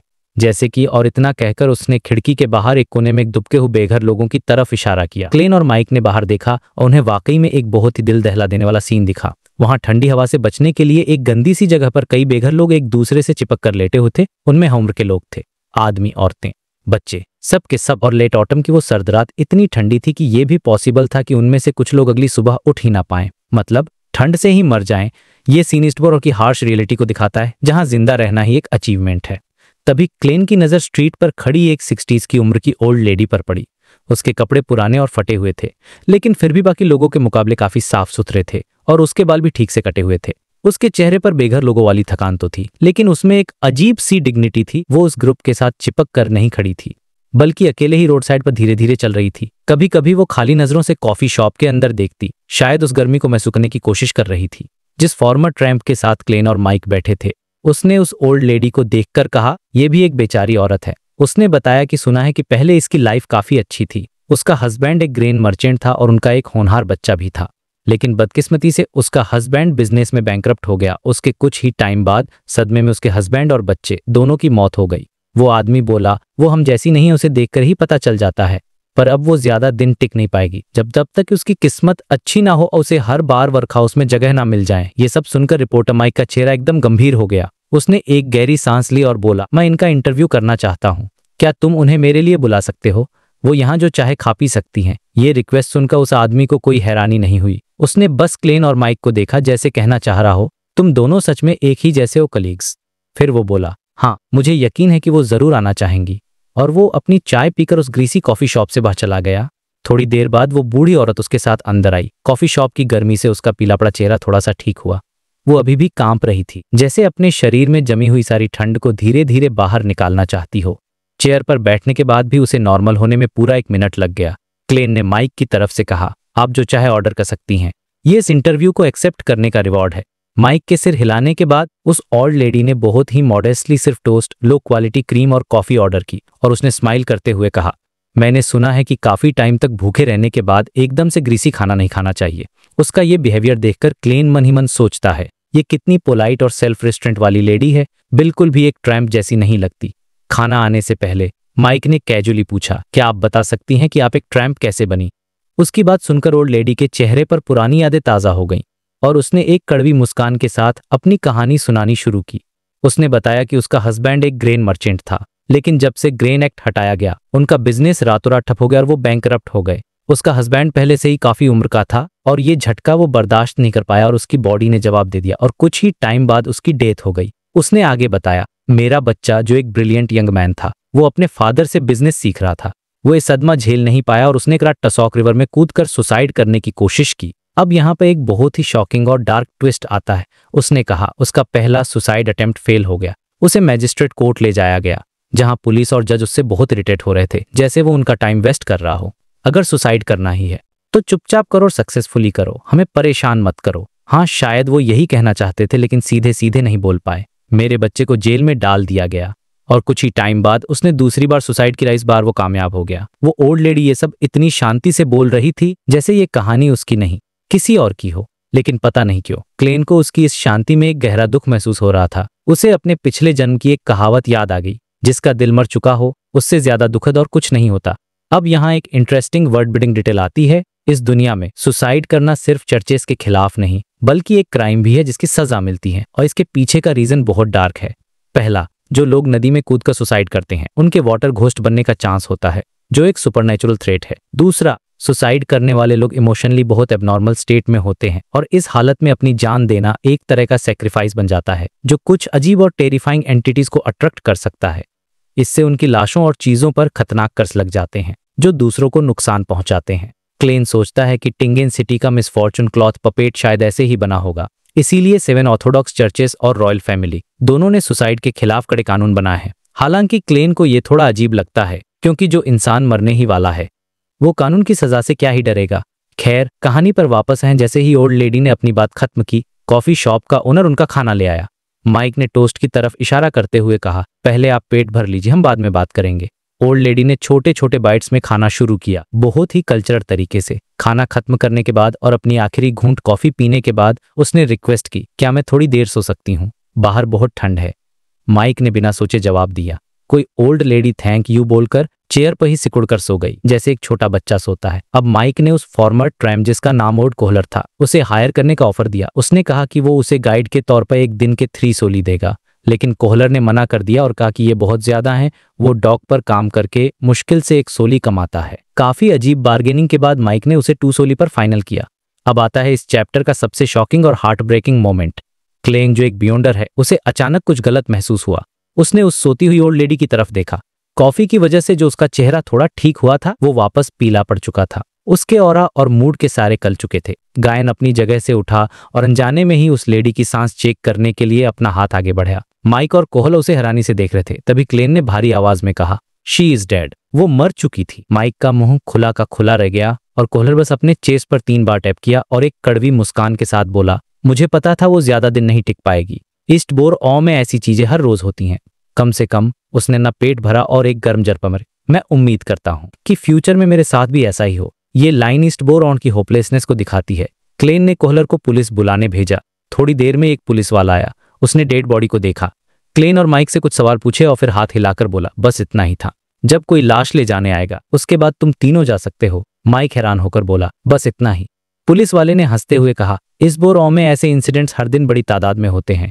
फिर उसकी नजर क्लेन और माइक पर पड़ी और उसने पूछा, तुम लोग कौन हो? माइक ने अपना प्रेस आइडेंटिफिकेशन दिखाया और क्लेन ने बताया कि वो एक प्राइवेट डिटेक्टिव है।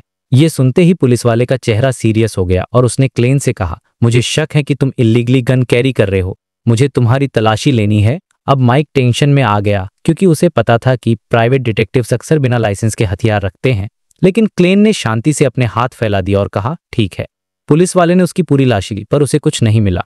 ओल्ड लेडी की लाश ले जाने के बाद पुलिस वाला भी चला गया। माइक ने गुस्से में टेबल पर मुक्का मारा और कहा, एक जीता जागता इंसान यहां मर गया और उसे सिर्फ इल्लीगल गन की पड़ी थी। फिर उसने क्लेन से पूछा, तुमने गन नहीं लाई थी? क्लेन ने सिर हिलाया और टेबल के नीचे से और रिवॉल्वर निकालकर शांति से कहा, एक डिटेक्टिव होने के नाते मुझे इन मामलों में काफी एक्सपीरियंस है। एज मैजिशियन वो रिवॉल्वर को किसी के ठीक सामने रखकर भी उसे इनविजिबल कर सकता था। ये देखकर ओल्ड कोहलर हैरान रह गया। आखिर में माइक ने कहा कि उसे ईस्ट बोर ऑ के बारे में ज्यादा नहीं पता और उसने क्लेन और कोहलर से अपने इन्वेस्टिगेशन प्लान में हेल्प मांगी। क्लेन उसे कुछ प्रैक्टिकल सजेशंस दिए और उन्होंने अपना नया प्लान बनाया। तो इस चैप्टर के एंड में एक ट्रेजिक डेथ के बाद वो तीनों ईस्ट बोर ऑ की सच्चाई को और गहराई से एक्सप्लोर करने के लिए तैयार हैं। यहाँ से उनकी इन्वेस्टिगेशन एक नए और ज्यादा खतरनाक लेवल पर जाने वाली है। तो भाई, चैप्टर 354 में कहानी एक बहुत ही अलग और ग्राउंडेड मोड़ लेती है। हम वापस आते हैं बैकलैंड शहर में, लेकिन इस बार किसी फैंसी इलाके में नहीं, बल्कि शहर के सबसे गरीब और खतरनाक हिस्से ईस्ट बोरो में। यहाँ पर क्लेन, जो कि शर्लक मोरियार्टी का भेष बदले हुए है, एक जर्नलिस्ट माइक जोसेफ और उनके गाइड ओल्ड कोहलर के साथ आया है। उनका मकसद है यहाँ के लोगों की जिंदगी पर एक रिपोर्ट बनाना। लेकिन ये जगह किसी नॉर्मल शहर जैसी नहीं है। ये एक जंगल की तरह। सीन शुरू होता है एक चौराहे पर, जहाँ माइक कुछ गरीब फटे पुराने कपड़ों में बच्चों को देखता है और उसे उन पर दया आ जाती है। वो उन्हें कुछ पैसे देने के लिए आगे बढ़ता है, लेकिन ओल्ड कोहलर, जो खुद कभी एक बेघर था और इस जगह की रग रग से वाकिफ है, उसे तुरंत रोक देता है। कोहल उसे बताता है कि ये बच्चे चोर हैं। माइक हैरान होकर पूछता है कि इनके पेरेंट्स कहाँ हैं या क्या इन्हें कोई गैंग कंट्रोल करता है। इस पर कोहल एक बहुत ही डार्क रियलिटी बताता है कि या तो इनके पेरेंट्स ही नहीं या वो खुद भी चोर थे, और हाँ, ज्यादातर बच्चों को गैंग्स ही कंट्रोल करती हैं और उन्हें चोरी करने की बाकायदा ट्रेनिंग दी जाती है। उसने एक एग्जाम्पल भी दिया कि कैसे बच्चों को एक कोट से रुमाल चुराने की प्रैक्टिस कराई जाती है बिना पास में लटकी घड़ी को हिलाए। ये सुनकर ही समझ आ जाता है कि यहाँ सिचुएशन कितनी खराब है। और फिर कोहलर एक ऐसी बात बोलता है जो माइक को हिला कर रख देती है कि इस गली में पकड़ा गया सबसे छोटा चोर सिर्फ 6 साल का था। 6 साल का, ये सुनकर माइक दंग रह जाता है। अब सोचो, 6 साल का बच्चा जिसे स्कूल में होना सीखा है। ये ईस्ट बोरो की असलियत थी। यहाँ पर क्लेन, जो चुपचाप सब सुन रहा था, एक बहुत ही गहरी बात कहता है। वो कहता है, ये जगह इंसानी सोसाइटी से ज्यादा एक जंगल के करीब है और हमें इस इंटरव्यू को एक एडवेंचर की तरह लेना होगा जहां हमें खतरनाक जानवरों से बचना सीखना होता है। उसने माइक को समझाया कि अगर तुमने इन बच्चों के सामने अपने बटुए की मोटाई दिखा दी तो भले ही तुम उसे चोरी होने से बचा लो, लेकिन आगे चलकर तुम्हारे साथ लूट होना तय है। और अगर तुमने विरोध करने की हिम्मत की तो अगली सुबह तुम्हारी लाश शायद सौक नदी में तैरती मिलेगी। ये सुनकर रोंगटे खड़े हो जाते हैं। मतलब यहाँ जिंदगी की कोई कीमत ही नहीं है। ओल्ड कोलर भी क्लेन की बात से सहमत होता है और कहता है कि ईस्ट बोरो में हर रोज कुछ लोग गायब हो जाते हैं और किसी को फर्क भी नहीं पड़ता। तभी माइक अचानक एक नंबर बोलता है, 1.35 मिलियन। ये ईस्ट बोरो की अनुमानित आबादी थी, लेकिन असल में लोग इससे भी कहीं ज्यादा थे। इतनी बड़ी आबादी और इतने बुरे हालात, ये सुनकर क्लेन भी हैरान रह जाता है। ये टिंगन शहर की आबादी से कई गुना ज्यादा था जहां वो पहले रहता था। अब उन्हें आगे का रास्ता चुनना था और कोहलर उन्हें सीधे जाने से मना कर देता है क्योंकि वो इलाका जमेंगर गैंग का था। और यहाँ एक बहुत ही इंटरेस्टिंग कनेक्शन सामने आता है। जैसे ही क्लेन जमेंगर गैंग का नाम सुनता है, उसे तुरंत याद आता है कि ये वही ब्रेनलेस गैंग है जिसकी वजह से उसके 10,000 पाउंड्स का नुकसान हुआ था। ये वही केस था जो इंटिस एम्बेसडर वाले मामले से जुड़ा था। मुझे ये छोटे छोटे कनेक्शंस बहुत पसंद हैं। ये दिखाते हैं कि कहानी की दुनिया कितनी जुड़ी हुई है। मजे की बात यह है कि माइक भी उस गैंग के बारे में जानता था और जब कोहलर पूछता है कि पुलिस उन्हें पकड़ती क्यों नहीं, तो माइक एक बहुत ही प्रैक्टिकल जवाब देता है। वो कहता है कि सिर्फ एक गैंग को खत्म करना आसान है, लेकिन जब तक गरीबी और बेरोजगारी रहेगी तब तक नई गैंग्स बनती रहेंगी। ये एक सोशल प्रॉब्लम है जिसका कोई आसान सोल्यूशन नहीं है। खैर, वो लोग दूसरा रास्ता चुनते हैं जो प्रोस्टिट्यूटो गैंग का इलाका था, लेकिन सुबह के टाइम वहां शांति रहती थी। वो एक ऐसी गली में पहुंचते हैं जहां के घर थोड़े बेहतर थे और हवा में खाने पीने की खुशबू थे। ये देखकर क्लेन को अपने पुराने घर आयरन क्रॉस स्ट्रीट की याद आ जाती है। वहां वो एक अपार्टमेंट के पास रुकते हैं जिस पर वॉच रिपेयर का साइन लगा था और यहाँ क्लेन को फिर से अपने परिवार की याद आती है। उसे अपने पिता की दी सिल्वर पॉकेट वॉच याद आती हैं जिसे उसकी बहन मेलिसा ने ठीक किया था। वो सोचने लगता है कि अब वो घड़ी उसके भाई बेंसन के पास होगी और क्या उसे देखकर उन्हें क्लेन की याद आती होगी। ये एक बहुत ही इमोशनल मोमेंट था जो दिखाता है कि शर्लक मोरियार्टी के पीछे का इंसान क्लेन मोरेटी आज भी अपने परिवार को कितना मिस करता है। जब वो अपार्टमेंट में घुसते हैं तो उनकी मुलाकात एक वॉच क्राफ्ट्समैन से होती है। माइक अपनी घड़ी ठीक कराने के बहाने उससे बात करना शुरू करता है। उन्हें पता चलता है कि यहाँ एक नहीं बल्कि कई वॉच क्राफ्ट्समैन एक साथ रहते हैं क्योंकि उनके टूल्स बहुत महंगे होते हैं और वो अकेले उन्हें खरीद नहीं सकते। इसलिए वो सब मिलकर कुछ सेट्स खरीदते हैं और साथ रहते हैं ताकि काम करने में आसानी हो। ये छोटी सी डिटेल ईस्ट बोरो की इकोनॉमिक हालत को बहुत अच्छे से दिखाती है कि कैसे लोग सरवाइव करने के लिए जुगाड़ करते हैं। वहां से निकलने के बाद वो सड़क पर 2 औरतों को लड़ते हुए सुनते हैं। उनमें से एक लॉन्ड्री मेड यानी कपड़े धोने वाली थी। माइक उससे इंटरव्यू करने के लिए उसके घर जाता है और वहां का सीन दिल दहला देने वाला था। कमरा पूरी तरह से गीला और सीलन से भरा था। हर तरफ गीले कपड़े टंगे थे। उस औरत की 2 बेटियां, एक 17-18 की और एक उससे भी छोटी, काम कर रही थीं। एक लड़की बड़े से टब में कपड़े रगड़ रही थी और दूसरी गर्म प्रेस से इस्त्री कर रही थी। ये देखकर ही पता चल रहा था कि उस छोटी लड़की का हाथ कई बार जला होगा।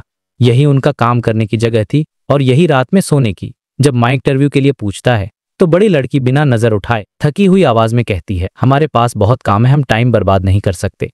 ये लाइन बहुत पावरफुल थी। मतलब उनकी जिंदगी इतनी मुश्किल है कि उनके पास अपनी कहानी सुनाने तक का भी वक्त नहीं है। माइक का इंटरव्यू रिजेक्ट हो जाता है और वो भारी दिल के साथ वहां से निकल जाता है। और जैसे ही हम ईस्ट बोरो की इस गरीबी और लाचारी को महसूस कर रहे हैं, कहानी अचानक कट होती है।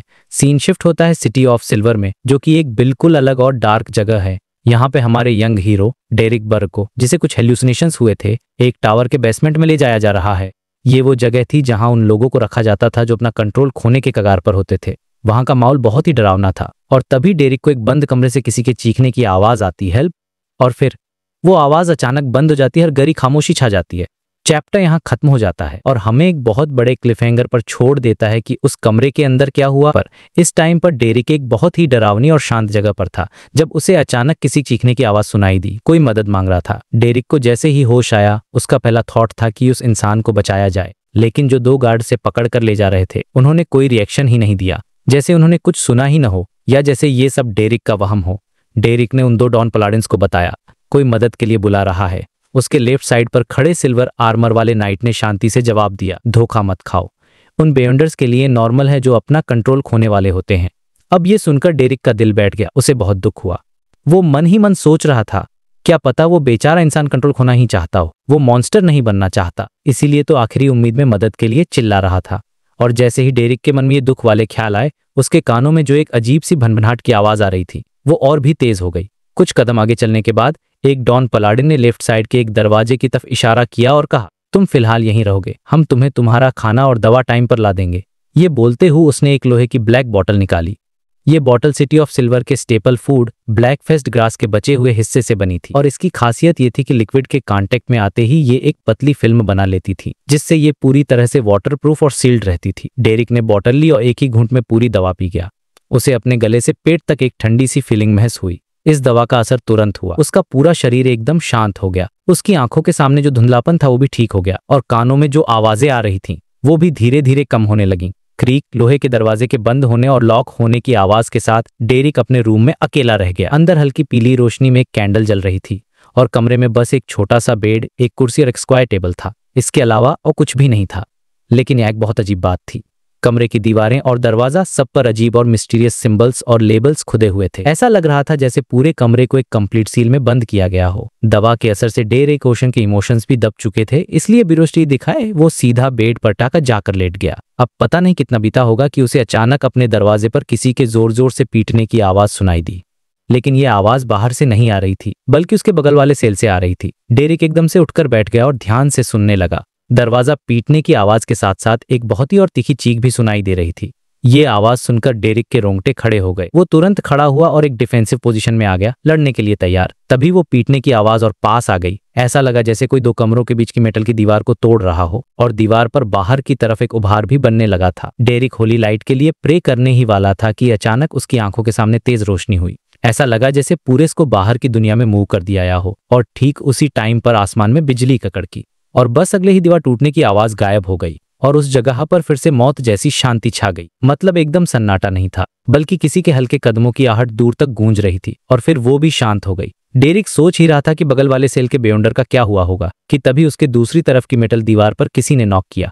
टक टक टक आवाज ऐसी थी जैसे कोई अपनी उंगली मोड़कर हल्के से टैप कर रहा हो। कौन है? डेरिक ने थोड़ी घबराहट के साथ ऊंची आवाज में पूछा। नॉकिंग तुरंत रुक गई और कुछ सेकंड्स बाद एक गरी लेकिन काफी बुरी आवाज धीरे से सुनाई दी। ओह, तो तुम एक नौजवान हो, आप कौन है? ये देखकर कि सामने वाला ठीक से बात कर सकता है, डेरिक दीवार के पास गया और अपना ठंडी मेटल की दीवार से लगा लिया। उस बूढ़ी आवाज वाले आदमी ने हंसते हुए कहा, तुम्हारे बगल वाला कई बार कंट्रोल खोने के करीब आ गया था, आज ओके में बच नहीं पाया, पूरी तरह से कंट्रोल खो दिया। डेरिक ने दीवार के उस पार पूछा, तो क्या वो अब एक मॉन्स्टर बन गया है? नहीं, मॉन्स्टर नहीं, बल्कि एक लाश बन गया। उसे यहीं पर सील की हुई एक चीज ने खत्म कर दिया।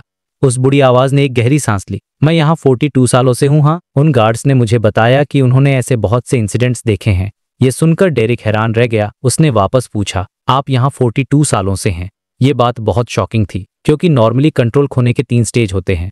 पहला स्टेज जिसमें वार्निंग साइन मिलते हैं, जैसे डेरिक को मिल रहे थे, इसमें कुछ दिनों से लेकर 20 दिनों में इलाज हो जाता है। दूसरे स्टेज में इंसान का अपने शरीर और दिमाग पर कंट्रोल नहीं रहता और वो अजीब हरकतें करता है। और तीसरा स्टेज होता है कंप्लीट ब्रेकडाउन, जिसमें इंसान एक खतरनाक मॉन्स्टर बन जाता है। दूसरे स्टेज से तीसरे स्टेज तक का टाइम बहुत कम होता है, इसलिए या तो बेयंडर 18 महीने में ठीक होकर चला जाता है या फिर मॉन्स्टर बनकर मारा जाता है। किसी का भी 42 सालों तक यहाँ बंद रहना इम्पॉसिबल था। उस बूढ़ी आवाज वाले ने हंसते हुए कहा, मुझे भी उम्मीद नहीं थी कि मैं यहाँ 42 साल तक रहूंगा। मुझ में कंट्रोल खोने के कोई साइन नहीं है, लेकिन उन्हें लगता है कि मैं काफी खतरनाक हूं और किसी भी टाइम मॉन्स्टर बन सकता हूं। डेरिक ने थोड़ा सोचते हुए पूछा, 42 साल पहले क्या हुआ था? उस बूढ़ी आवाज वाला कुछ देर चुप रहा और फिर बोला, मैं एक एक्सप्लोरर टीम का कैप्टन हुआ करता था। हमने सिटी ऑफ सिल्वर से करीब आधे महीने की दूरी पर एक बर्बाद शहर खोजा था।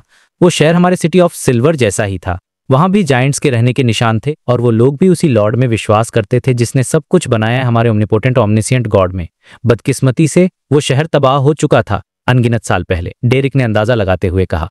तो आप लोगों का वहां किसी अजीब घटना से सामना हुआ, इसीलिए आपको कंट्रोल खोने के रिस्क पर माना गया। हाँ, कुछ ऐसा ही, उस बूढ़ी आवाज ने कहा। जब हमने उस शहर के कोर एरिया को एक्सप्लोर किया तो पता चला कि वो लोग अपना विश्वास बदलने की कोशिश कर रहे थे, मुंह अपने खुद के भगवान बना लिए थे, लेकिन इसका कोई फायदा नहीं हुआ। यहाँ पर आकर उसकी आवाज भारी हो गई। लेकिन हम वहां एक इंसान से मिले।